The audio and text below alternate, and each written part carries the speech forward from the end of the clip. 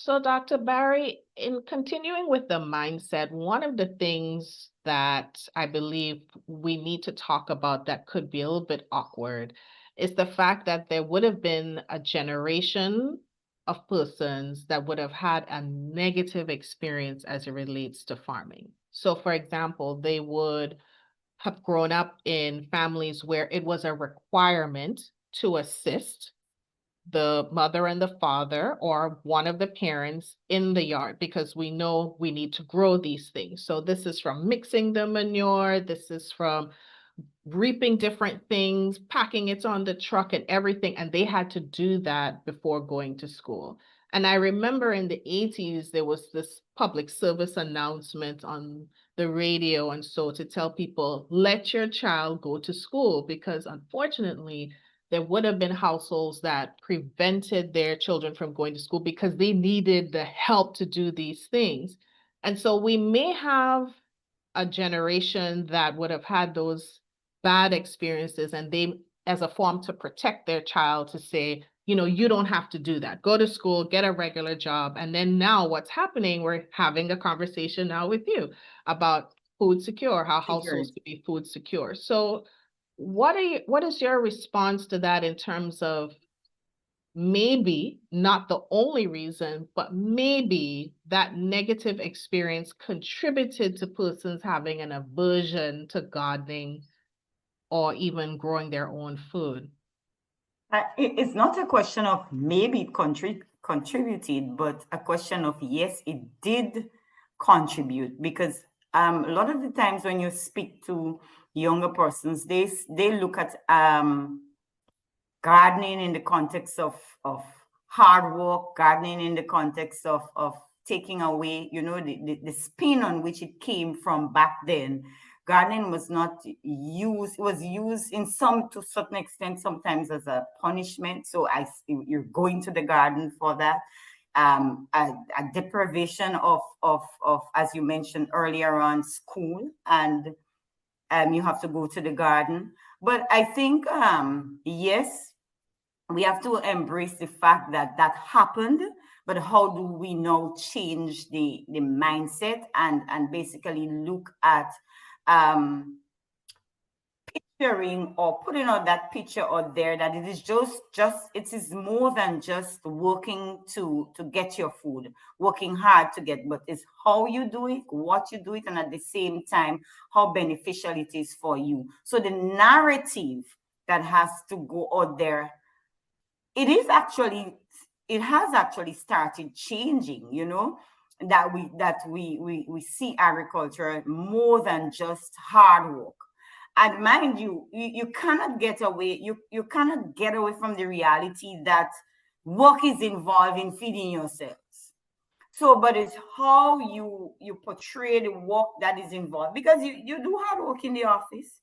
You go to the office and do hard work to get the income to pay for the same food that you get at the supermarkets, and so food that quote unquote may not be as much healthy for you.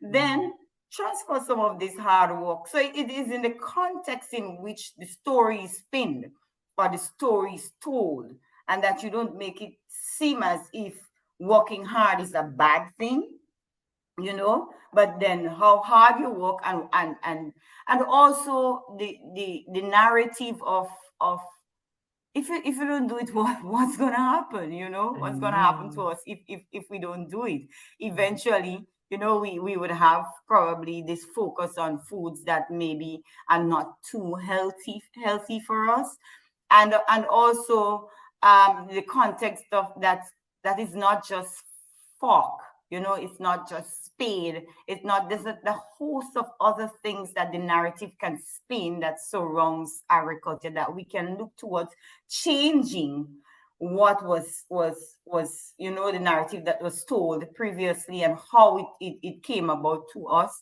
And there are actually farmers who say that they don't want their children, that they didn't want their children farming.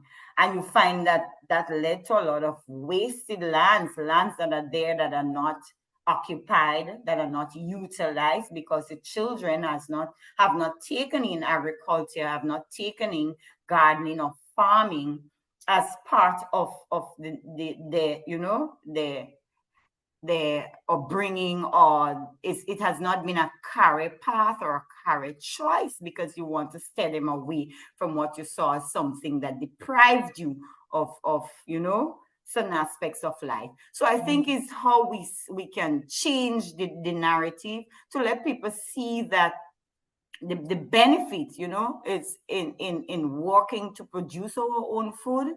And then there are a host of other careers that exist within the whole context of agriculture. Take, for For example, when you example. look at Mhm. yes, when you look at the Food and Nutrition Council, this is an aspect of food security.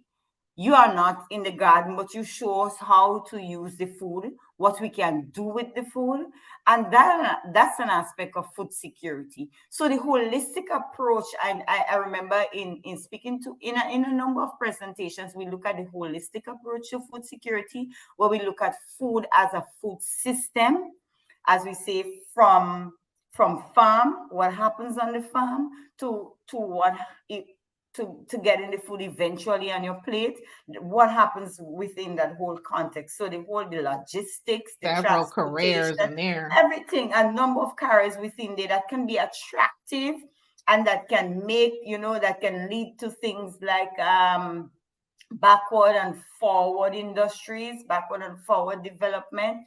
So these various development within the context. So you find someone who has a knack in the technology, and then they can use the technology to help us find new and improved ways of how we do things, of how we grow things, and you get them enjoying what they do.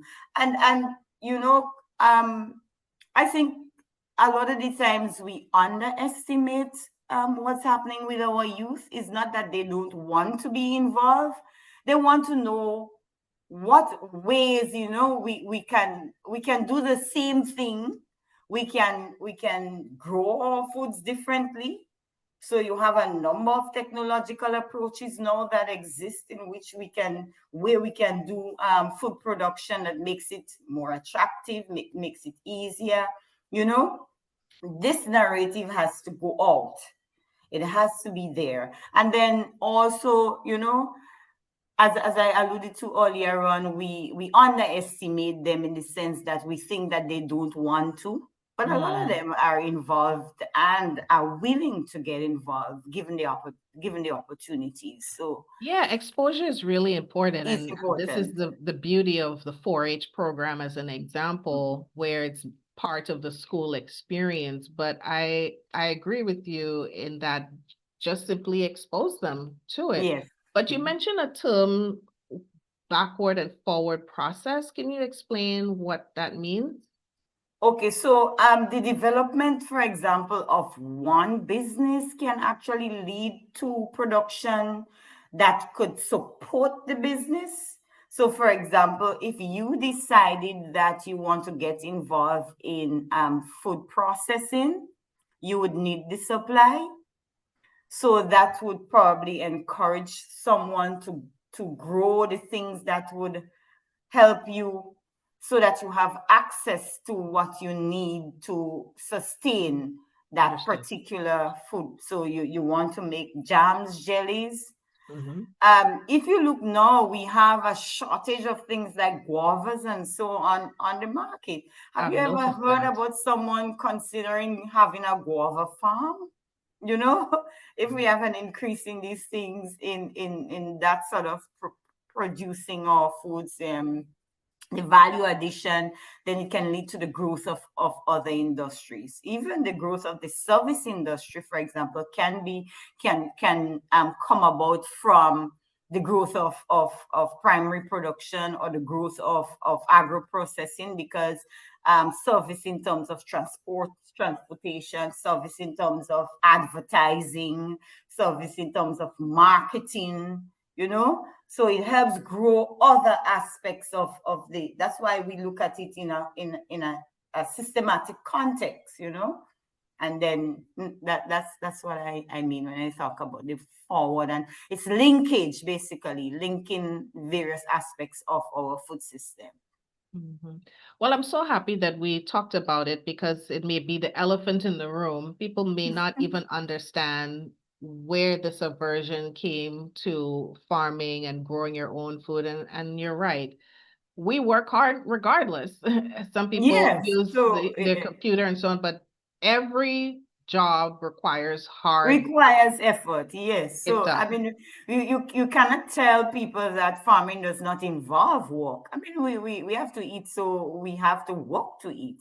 That's the context of our very existence. You can't sit down Mhm. and expect things to come to us on our plate. We need to plan the plate.